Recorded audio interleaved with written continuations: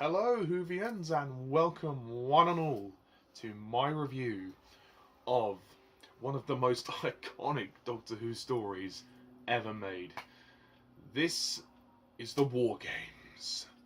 Dum, dum, dum, dum. The 10-part epic finale to not only season 6 of Doctor Who, but to Patrick Troughton's era as the Doctor, as well as it being the final story for Jamie and for Zoe. So this is a very historical story on a number of accounts, and also it is the final Doctor Who story in black and white. Yay! And it's the final story of the 60s. So there are so many reasons that this story is iconic. Oh my god, the War Games. So, let's begin. I just want to stress that currently recording this, I have only seen half of the story. The second half of this review will cut to me potentially on another day, so potentially tomorrow. Because the way I've done this is I have split up the story. I'm watching the first half today. Tomorrow I'm going to watch the second half, but the review will see two segments together. So essentially the review will be one review, but it will probably be a very long review because the story is so long. It's 10 parts long. There's a lot to talk about, even in the first half of this story. And obviously I've got to talk about the next 4 parts, which I haven't seen yet. So currently I'm going to be talking about parts 1 to 5. Then halfway through I will make an announcement. I'll say I am now going to cut to my thoughts on parts 6 to 10. So I hope that makes sense to you. I did a similar thing with my review of the Daleks Master Plan, in which I watched the first 6 parts on one day, and then this parts 7 to 12 on the next day. I just clumped the 2 segments together for the review, and hey presto. So, the War Games. Okay, let's begin. So, the basic plot of this story is the Doctor, Jamie and Zoe arrive on an unnamed planet. At first believing themselves in the midst of World War I, they realise it to be one of many war zones overseen by the warlords, who have kidnapped large numbers of human soldiers in order to create an army to conquer the galaxy. Infiltrating the control base, the Doctor discovers that the war chief is also a member of his own race. The creeping realization sets in that the Doctor cannot solve this problem alone, and that his days of wandering may be at an end. That is a pretty epic synopsis. Oh god, the War Games. Well, so far, based on parts 1 to 5, I really like this story. And it totally makes up for the fucking shitfest that was the previous story, The Space Pirates. I mean, thank god that was not the last Troughton story. This is an epic story. I cannot wait to watch parts 6 to 10, because this is awesome. This is what I'm talking about. This story, like The Mind Robber, has so much imagination.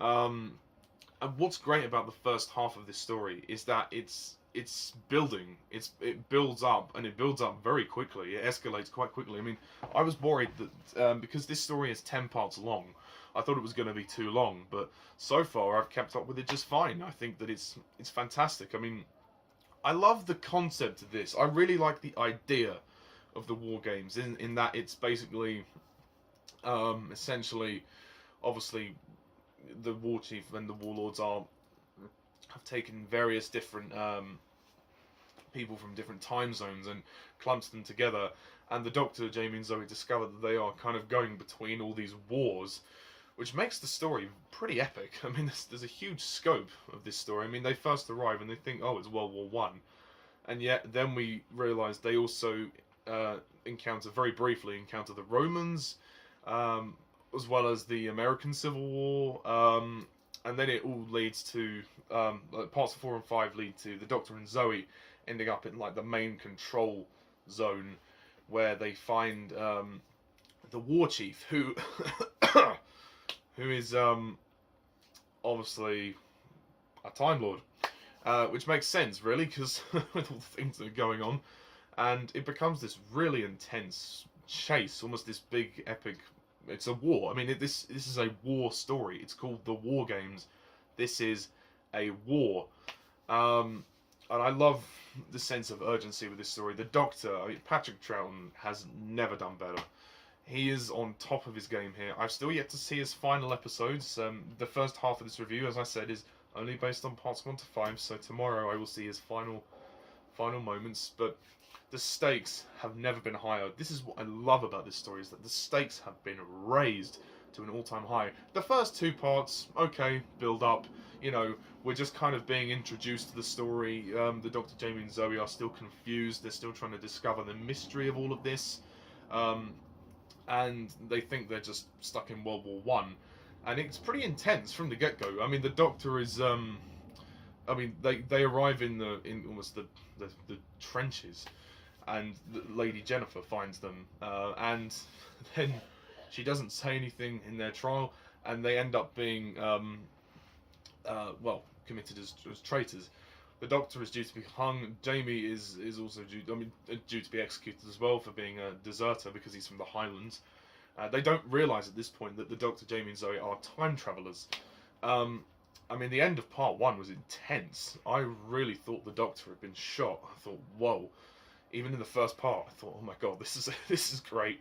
But thankfully not. And I like the supporting cast so far. I mean, so far we have quite a lot of characters here, and they're all very distinctive. Unlike the Space Pirates, who I couldn't give a fuck about, all of these people in the supporting cast do a great job. I mean, we have Lady Jennifer, who is played by Jane Sherwin. She is very good. I really like her. And there's that moment when she says to Jamie that she's going to go with him onto the I guess not the TARDIS, but the evil villain's TARDIS, to get up to the control room. And she says, "Oh, it's because I'm a woman." And he was like, "Oh, yeah, well, no, yeah, yes." You know, so she's never afraid to stand her ground. I mean, this was the 60s, so it was a bit of a sexist time, but she was never afraid to stand her ground. I mean, she works for the military, for goodness sake. So you know, you think Jamie would have more faith in her, but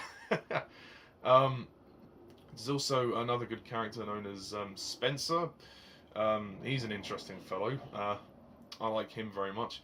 Harper, who's a black American soldier, he's good too, although his appearance seems to be pretty brief. Who's the other guy? Oh, I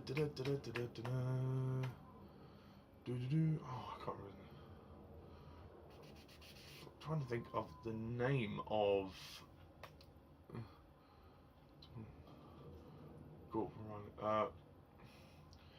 Ransom. Is it Ransom? Captain Ransom. Yeah, Ransom. I think he's... correct me if I'm wrong. I think Captain Ransom, he is the one who helps the Doctor, Jamie and Zoe retrieve the map from the base as well, and then he gets caught up in a brainwashing sequence. This professor on the ship is giving a lecture about their the process of brainwashing the humans to illustrate to make them still think that they are to have their perception be that they are still in the same time that they were taken from, because all of these humans were taken from different time zones, and then they're all brought together into this one time zone, although they are led to believe they are still in their own time zones. It's very clever, this concept. It's a very clever story. I really like the script so far, and I think the pacing of this story is excellent. There's a lot of action sequences in this story. This is quite a violent story so far. There's a lot of brutal punch-ups. I mean, you know, they make no secret of the fact that this is a war. This is a war, you know. Frazer Hines as Jamie in his final performance, I mean, fantastic. I mean, I'll talk more about the final performances in the second half of this review. But so far, all of them are fantastic. I mean, Jamie is great. I mean, Frazer Hines as Jamie probably gives one of his best performances. He's just so out there. You know, he's just so on it. He takes control so well, especially because he gets stuck with Jennifer and the Resistance in the barn, and those scenes. I really do think Jamie has some good acting moments there, and he's the action man in this story. He has a lot of fight sequences to deal with, and I think Frazer Hines does that very well. Wendy, Padbury as Zoe, in her final performance, well, obviously I'll talk more about her final moments in the next half of the review, but so far I think she's really good. She's really, really good in this story. There's a moment when she's being interrogated and this weird headset-looking thing is projecting images onto her and is trying to hypnotize her. And yeah, I think she gives a very good performance here. She has to play a sort of more scared character in this story, but she also has to be more courageous. And I think Zoe really finds her courage in this story.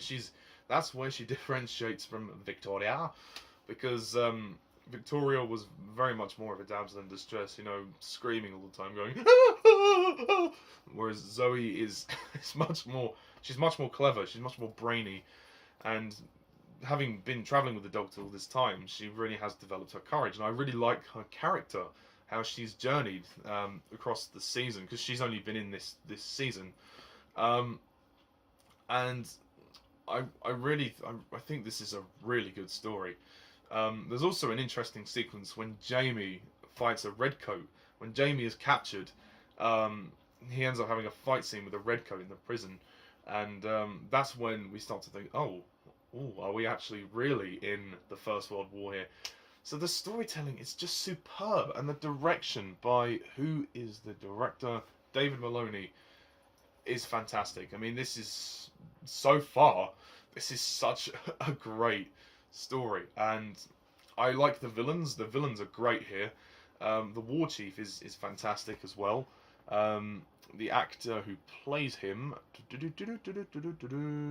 War Chief Edward Brayshaw, he's very good too. General Smythe, I think, is also a very, is a bastard. He's also a very good villain. And I think most of the cast do a fantastic job, and I think the location work is fantastic as well. It's very well shot. The story it does build up, but it doesn't take too long to build up, which is good. So far, I think it's perfect. I don't have any real criticisms of this story whatsoever. So yeah, thumbs up from me.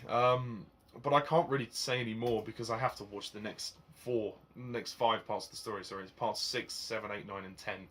So I guess this is it for now, folks. So keep watching, because I am now going to cut to my thoughts on parts 6, 7, 8, 9, and 10, where I will also be doing my final farewell to Patrick Troughton, Frazer Hines, and Wendy Padbury, as well as my mini ranking of the season, and a goodbye to Doctor Who from the 60s and the Second Doctor. So, on with that. Hello guys, continuing on with the review, and as you know, I've just changed my shirt because this is a different day.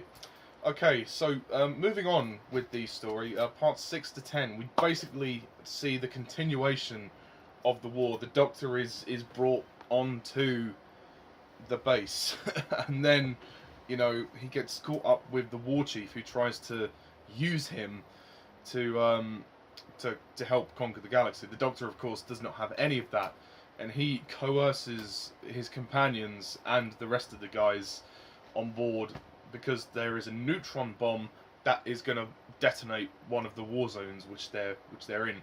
So he does that for his own safety, and then they end up stopping the War Chief. The War Chief dies. He is murdered because he betrayed the Warlord.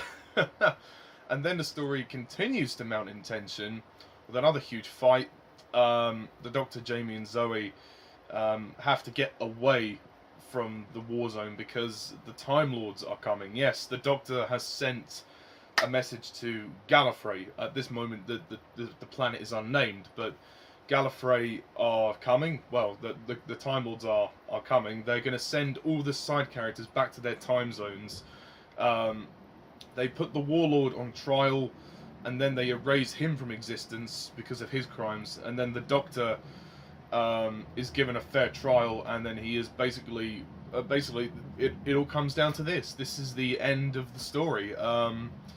We see the Doctor, Jamie and Zoe end up on Gallifrey. They try to escape, but the Doctor ultimately has to accept his fate, and in doing so, he lets go of Jamie and Zoe. This is quite a heartbreaking exit for both of them. This is Jamie and Zoe's final scenes, and they are very nice. I mean, the actual goodbye, I thought, could have been stretched a little bit longer, but both Jamie and Zoe have to say goodbye to the Doctor because he's on trial and he can't risk their lives. He has to let them go, and that's very heartbreaking. It was really heartbreaking to watch. You could see the sadness in all of their eyes. I mean, the sadness in Jamie, Zoe, and the Doctor. I mean, all three of them. They have been through a lot together. I mean, especially Jamie. He's been in the show since the beginning, since the start of Patrick Troughton's era, except his first story. So Jamie has been in the show for a long time. So his exit is even more heartbreaking. But Zoe is very sad as well. We see they end up back in their own times. They have no memory of the Doctor except that first adventure that they had. So Jamie ends up back in Scotland, and Zoe ends up back on the space station where they found her.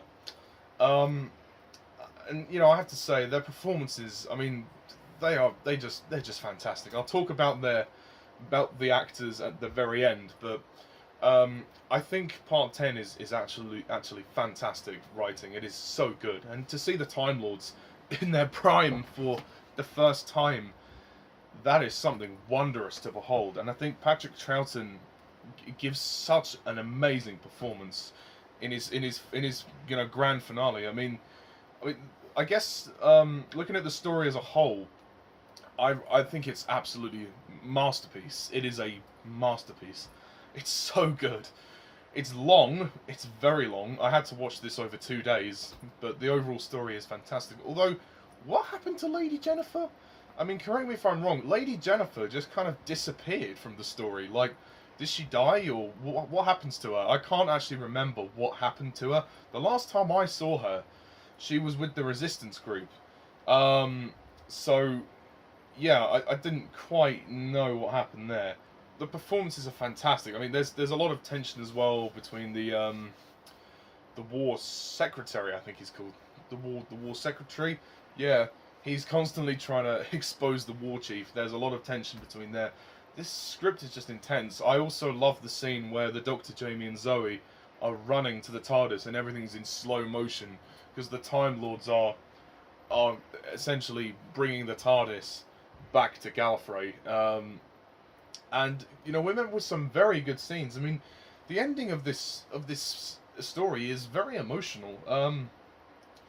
As far as the end goes, I mean, it kind of builds and builds.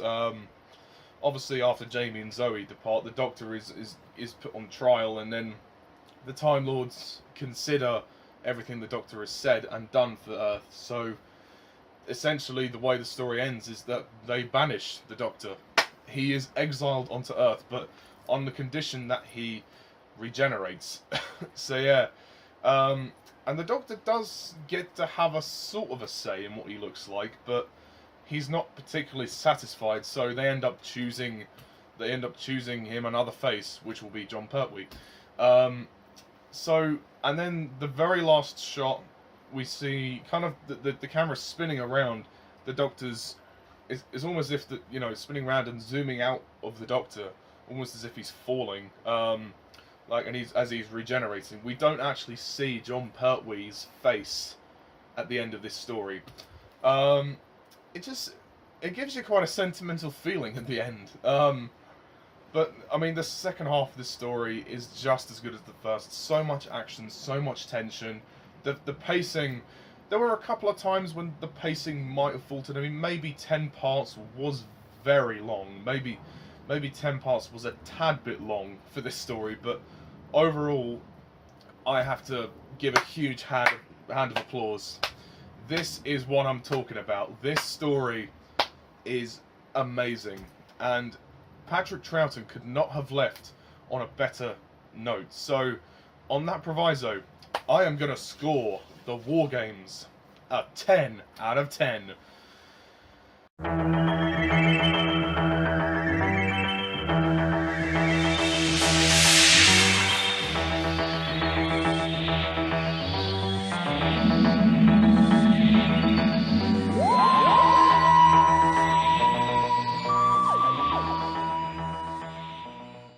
Oh, it feels so good to say that. I love this story. It is a classic. It's one of the best stories we have in Doctor Who overall. I mean, completely makes up for the fucking shit pirates that we got the previous story. And with that, that is it. We are done with Doctor Who Review Part 2. The end of the Patrick Troughton era. Oh my god, this story is a huge story on a number of accounts. Not only because it's a 10-part epic and it's the end of season 6, it's the last story for Patrick Troughton as the Doctor, which is very sad. Before I go into my thoughts on Troughton, I think the best thing to do is to very quickly do my mini ranking of this season, because this season is quite, you know, huge in a lot of areas. So I think we need to just reflect on it a bit. So if you'll indulge me for a moment. Sorry guys, just needed to check over my list. So, okay, at number 7 we have the Space Pirates. I mean, you know, come on, really? Did you expect anything else? Number 6, the Dominators. Number 5, the Crotons.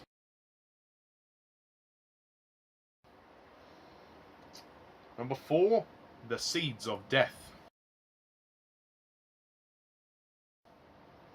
Number 3, the Invasion. Number 2, the War Games. And number 1 is the Mind Robber.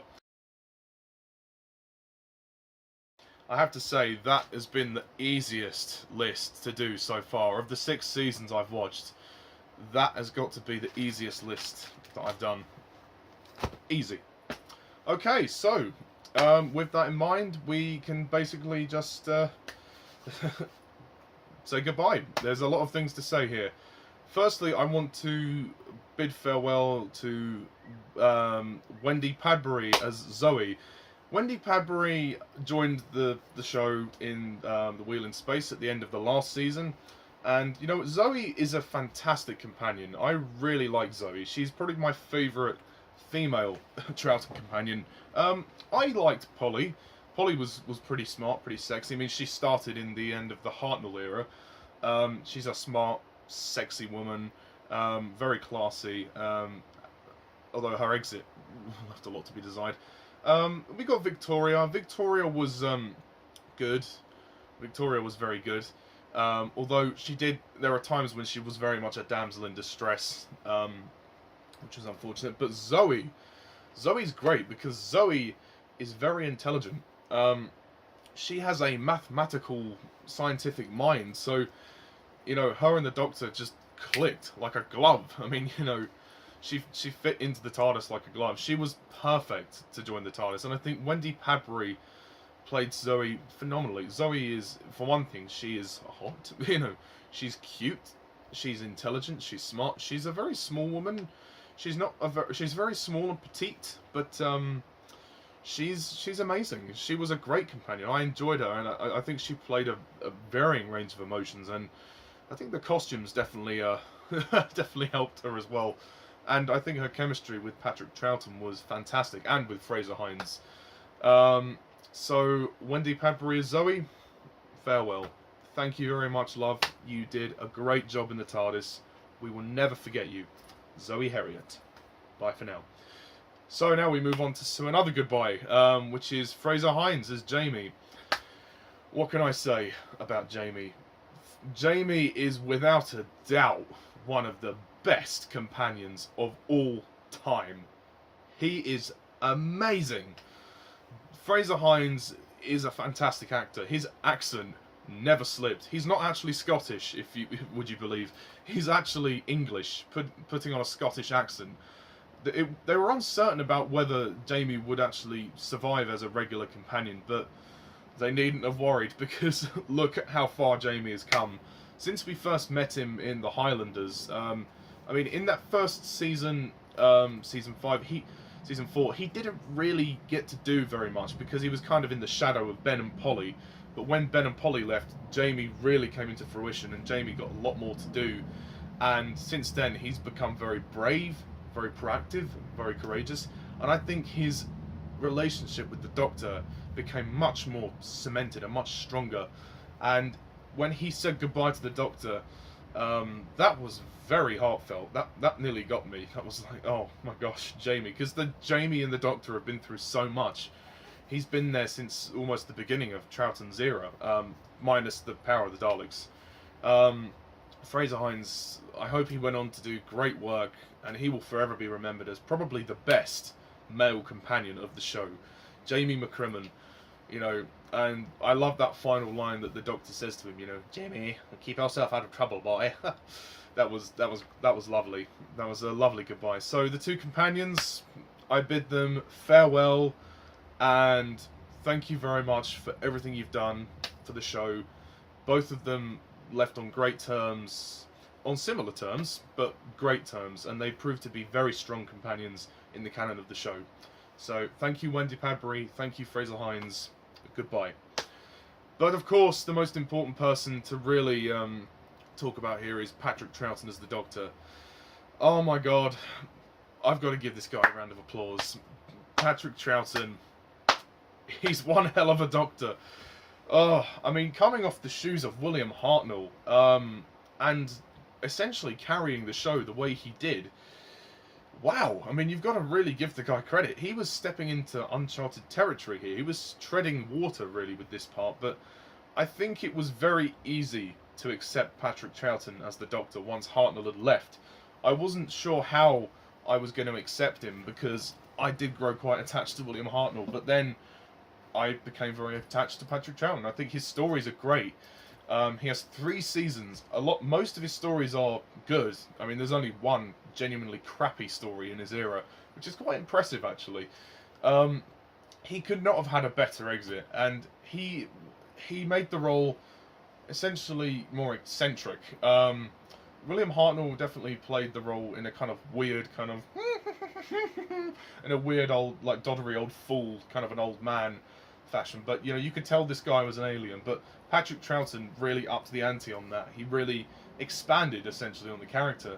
As to whether I prefer him to Hartnell, well, I don't know. I think I'll have to look at that. But I love both of them dearly. But Patrick Troughton's contribution to the show cannot be understated. I mean, of course, he will reappear in guest appearances. It was one thing I did mention in my 10th Planet review, that William Hartnell does return in the show one more time in the 3 Doctors. Patrick Troughton will return in, I think, 2 or 3 other stories: the 3 Doctors, the 5 Doctors, and the 2 Doctors. But this is his last regular appearance as his Doctor in his era. So I just want to give a full thanks, and I want to raise a toast to Patrick Troughton, the 2nd Doctor. Spare with me while I pour my glass of lemonade. Oh, what can I say? It has been truly an honour to review all of his era. It's a shame that most of it is missing. Damn it! But nevertheless, I've watched it, listened to it, most of it in reconstructed form. But I am happy to say that it was a true honour to watch the second Doctor, and he will forever be remembered as one of the best Doctors. Patrick Troughton, cheers. Ah, lovely. And of course, that brings us to the end of the 60s. There's so much to talk about in this. The 60s of Doctor Who are finished. We have finished an entire mammoth era of the show. The beginning of the show, really. From now on, there are no more missing stories, thank the Lord. There is no more black and white Doctor Who, thank the Lord.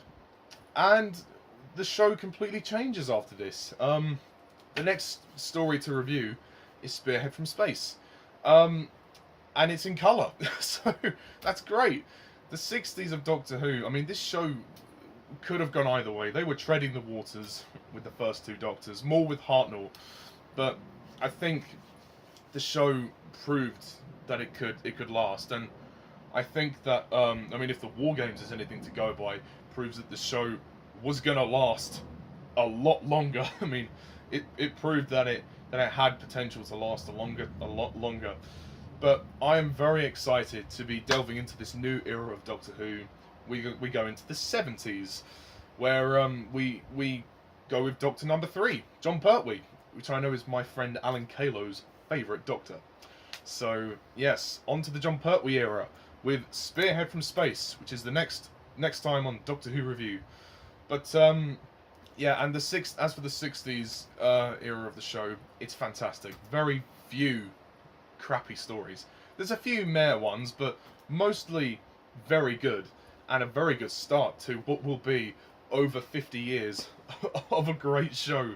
We have a long way to go, but we've come quite a distance so far with my reviews, and I just want to, thank one particular person, my friend Jack McCullough.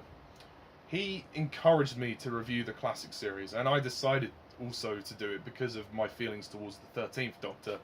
And I'm really glad he did. I just want to thank him because he encouraged me, he pushed me to review Classic Who.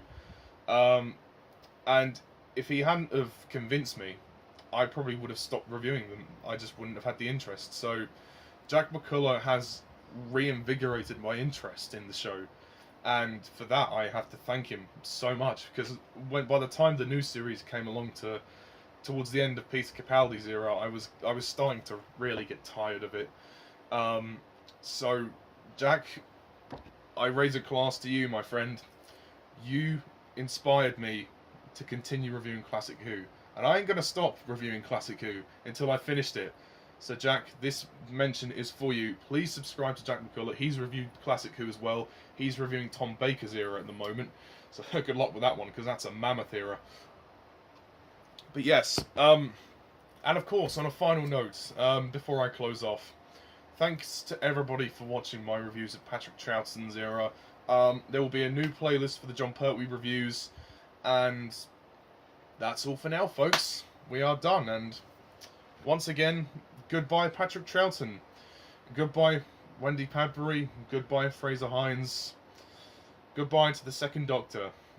Your charm, your eccentricities, and your recorder will be bloody missed. So I will now close off by giving you a short tribute of my own to say thank you for being the Doctor. I'm Mr. TARDIS 11. See ya.